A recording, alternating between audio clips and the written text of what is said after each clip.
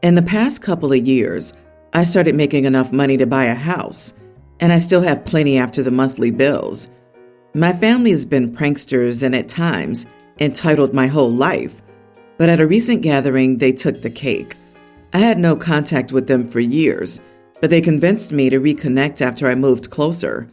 For gifts, I got them all good stuff, like tablets for the kids with built-in DVD players, sports memorabilia and camping stuff for my dad, brother, and uncle, specific antiques, jewelry, and appliances for my mom, sister-in-law, and aunt. I brought my girlfriend with me, as the little family she has is horrid, so she was delighted to spend time with my family. Everything was going smoothly, and I warned my family, no pranks on me or my girlfriend, at all. They swore none would happen, but they couldn't resist. We got attacked by silly string from multiple fronts. That stuff reeks and gets everywhere. Somehow we powered through that, but then came the gifts. I wasn't expecting much, but none of them even tried. I got dollar store cooking utensils, a pair of hideous holiday socks that I confirmed were also dollar store, and a pink hat. And that was just for my parents. They all kept snickering and recording me as I unwrapped random junk. One is a used mirror of a car I no longer own, and the one gift there to my girlfriend was a bottle of fart spray. I told them I'd had enough, and they agreed to no pranks. Long story short, they weren't just gag gifts. They were the only presents there for us. I had enough and just started gathering all the presents I brought. They all freaked out and demanded I give them back. I told them all that they didn't change one bit, and they could kiss all of that stuff goodbye. We bagged everything and stormed out. The family kept calling and messaging me that I was greedy, I couldn't take a joke, and they couldn't think of anything to get me, and the kids were crying. I don't need to go on. Am I the idiot? Also, I refused to return any of their presents. Edit. I had no contact with them before because when growing up, I was the overly serious type used as a scapegoat for my brother, and I was just treated poorly, like I was unwanted half the time. I was the unplanned son, while my brother was not. They all also have the worst sense of humor. Try sharing a house with a cheesy parody of the Jackbutt Crew. After many years of no contact, my parents acted like they'd seen the error of their past and apologized for it. But now I think they were all just waiting for me to let my guard down. They stalked my social media and came to my door with flowers after I moved back to the area 2 years ago. I wasn't mentally ready for the reconnection, but they convinced me. Not the idiot. What is wrong with your family? A prank's only funny if appreciated by everyone involved, and you warned them that you didn't want to partake in anything like that. Furthermore, how is it funny to get a loved one awful gifts without a genuine present at the end? Your family isn't pulling pranks. They're just being idiots. You did the right thing by taking away their presents, and while there's not much hope for the adults involved, maybe the kids might learn a valuable lesson about messing around and finding out. They're not to blame for all of this, but a point must be made. Time to go no contact with them again. Taking the gifts away is your prank. Can't they take a joke? I know, right? I can't understand these people. They grabbed the opportunity to prod OP one last time. Who gets the girlfriend fart spray for their child? Their child went no contact with them, and once he's ready to give them a second chance, they think the best thing to do is disrespect, humiliate, and attack him? Either they're the dumbest or the meanest people ever, or both. I feel like they may have reconnected with OP due to OP's recent financial success. If that's the case, they were all monumental idiots to make OP angry before they got the gifts, free and clear. I'm sorry, this isn't just pranks, dude. This is bullying. You're still the scapegoat, and they thought they'd hooked you back in and didn't have to keep playing nice. The only thing they were concerned about when you left was the gifts, not you, your girlfriend, your distress, your humiliation, your embarrassment, your future relationship with them. They cared for none of that, just the gifts. Cut them off. They'll never change. My in-laws coaxed my brother into playing poker with them a few nights ago. but they forgot to tell him they're all notorious cheats. So obviously, my brother lost the first game, and then they goaded him so he would continue playing. By the night's end, he owed my brother-in-law around 5,000 pounds, which isn't the type of money my brother can just easily hand over. When I saw my brother, he looked like he was on the verge of a panic attack. After I forced him to tell me what happened, I confronted my brother-in-law, who thought the entire thing was just some harmless fun. I explained to him that my brother just didn't have $5,000 laying around. Since it was just some harmless fun, he should forget about it. But he wasn't willing to do that and insisted my brother owed him. He told me not to get involved and suggested my parents should pay if my brother couldn't afford to, even though he knows they can't afford it. I could see he wasn't going to drop it, so I told him to ask my husband for the money, but he didn't like that idea, as he wanted my brother to pay him, since a man should pay his debts.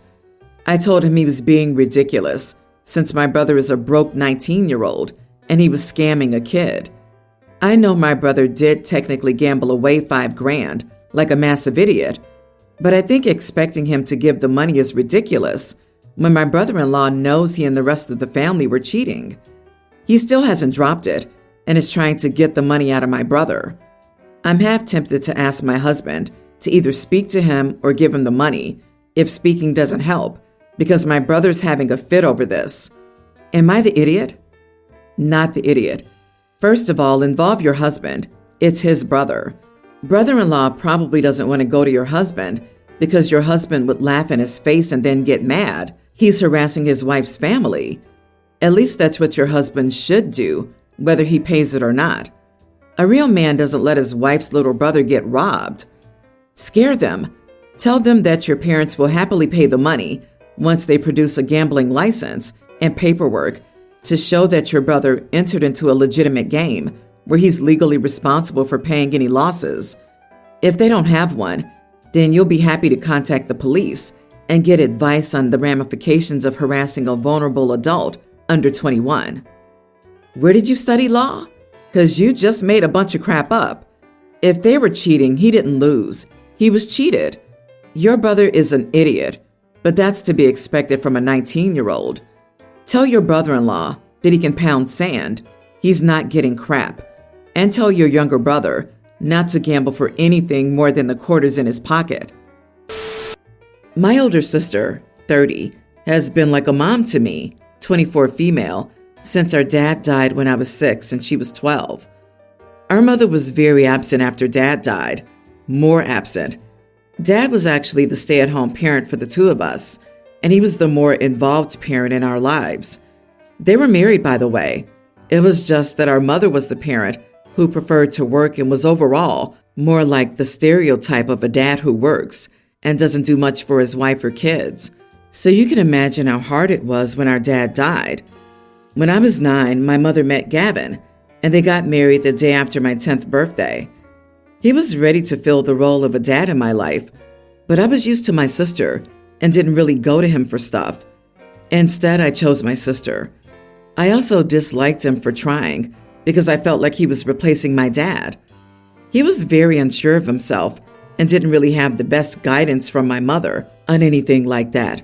But I didn't want him to be my parent, and I think even with better advice, I would have resisted that. He tried though, and I can admit that and say that I don't think he generally had any bad intentions. I'm sure it was hard for him to want more, but for me to never want to try back. My sister and I have a very low contact relationship with our mother as adults, and I had planned not to invite her to my wedding, but a family member suggested I should invite her for appearance's sake and be ready for her to possibly not come. While inviting her, Gavin's also invited, and when he heard I asked my sister to walk me down the aisle, he asked me about possibly doing it or having the father-daughter dance. I told him I would be saving that dance for my sister so we could honor Dad. He told me he would still like to do one of these things and that I'm the closest he ever got to having a kid, and he tried his best, and he feels like I could do that much for him. I told him I wanted my sister, that she and Dad were the only two parents I ever knew. I acknowledged he tried, but I said I never wanted him to be my parent. He told me it was unfair to deny him this when I admitted myself he tried. He says he feels like I take my mother's lack of parenting out on him. Am I the idiot? Not the idiot. Your bond with your sister is such that you've already planned how your wedding will unfold. Unfortunately for your stepdad, you only invited them for appearance's sake. That's very telling. If he insists on playing a role that was not intended for him, you may find that they may in fact not attend because you're under no obligation to alter your wedding plans for the sake of making a parental figure feel included or fulfilled. I think you should be gentle with Gavin. Gavin wanted to do the right thing. From everything you've said, your lack of attachment to Gavin had less to do with any issues on his side and more about your own relationship with your sister and your father's memory. You could tell him you appreciate his offer, but you've decided on your sister. It sounds like Gavin is a good guy who tried his best, and I understand him wanting to be a part of the wedding somehow. While Gavin seems like a good guy, and asking in itself isn't wrong, he's making it about himself now that she's turned him down. It's now how unfair when it's OP's wedding. He can feel hurt, but arguing with her over her decision is idiot behavior. Just as OP doesn't get to decide how Gavin feels about the decision, Gavin doesn't get to decide how OP feels about who's best suited for that role. I get it, but OP's still kind of the idiot. I get you were young when your dad died, and you're used to your sister filling that role, but he's also just trying to be a positive part of your life, and you constantly throw it back in his face for what appears to be nothing more than that angsty, "he's not my real dad" routine. Live your life how you want, but don't pretend you have a real reason to dislike him and not to let him into your life this whole time. I own 2 homes. The one I live in is in a nice area, and I plan on dying there. The second one was my mother's, and it needed work, but it is a very nice home. I clarified that I would reward the kids if they helped me fix it. I have 1 daughter and 2 sons. I truly thought my sons would help, but they didn't even when I asked. On the other hand, my daughter went full force into fixing the home. At one point, I just gave her the keys and told her that I trusted her. The whole thing helped us bond more than ever, and she learned a ton of skills. She tossed herself into this project to distract her from her ex. It took about 1 year of work each weekend, and the home is looking great. Initially, I was going to sell it and give everyone who helped the money from the sale, but she's the only one who helped. I know she was looking for a house, and this spot is almost perfect, close to work in a good area, not far from her friends and family. I decided to give her the home. I called her down and had all the paperwork. She was excited and happy. Now I'm getting crap from my 2 sons about giving her a home. I clarified that they didn't help, so why would they get anything from that house? They've both called me a jerk, that I'm a jerk for giving her a $700K home, and that they got nothing at all. Edit. 1 son is married, 1 is single. My daughter was in the process of a divorce, and no one has kids. Not the idiot. Buy your sons a copy of the Little Red Hen book. You were very clear.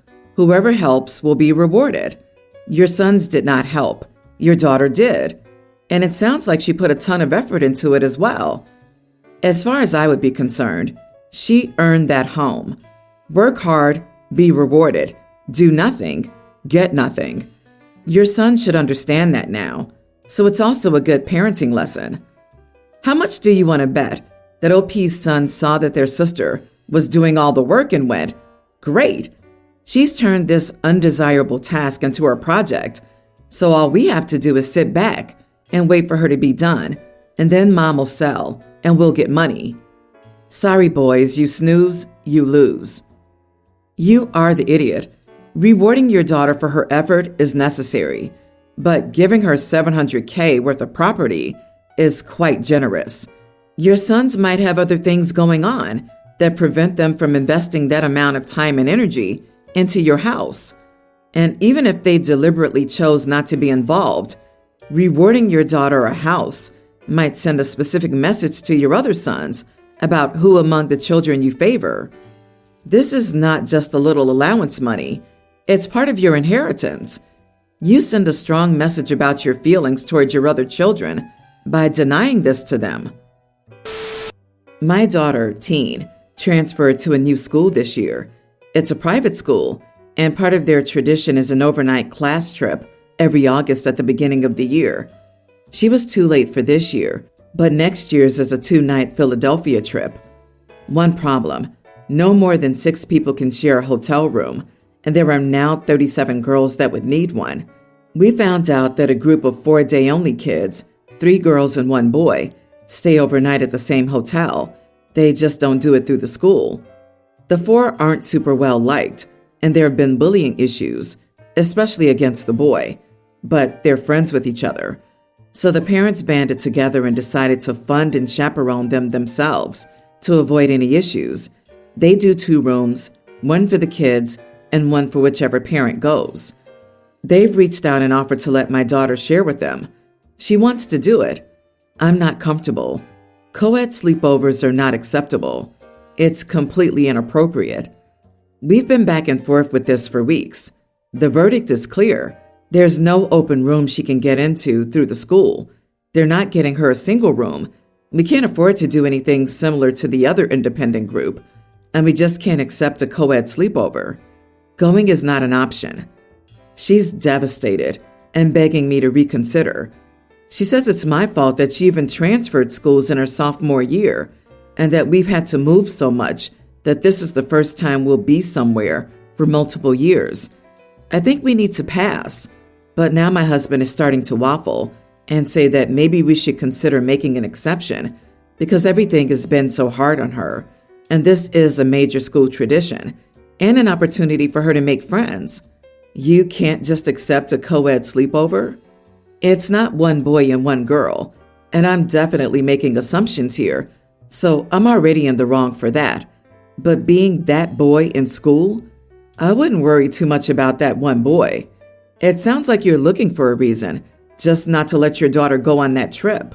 So you should tell her, you just don't want her to go. Info: did you fail to register her in time? I didn't miss the enrollment for her to be a part of next year's group. We were just the last to enroll, so they had booked it without her. Technically, I was a few days past the deadline. So you missed the deadline to sign up. This is completely your fault, and now you're punishing the daughter by not letting her go. I don't know what you think is going to happen at a co-ed sleepover with a single boy sharing a room with a bunch of girls, but have you considered that your daughter, or one of the many girls she'd be on this trip with, might be a lesbian, making the whole co-ed thing meaningless? You are the idiot, and I think you're here because you know it. You made a mistake. It's okay. Now fix it. It also seems like these kids are the overprotected ones. Instead of 37 kids being watched by 4 people, this is 4 kids being watched by one of their parents. If that's OP's main concern, why doesn't she volunteer to be the chaperone for these day kids and sleep in the room next to her daughter? Still overprotective, but at least reasonable. LOL, true. If for any magical reason OP would become a little bit more reasonable, she would probably make her daughter sleep in the room with her, because God forbid 4 girls would share a room with a boy for the night on a school trip. OP, you might as well lock your daughter in the basement until she's of age for you to find her a suitable suitor to marry so she can bear your grandchildren.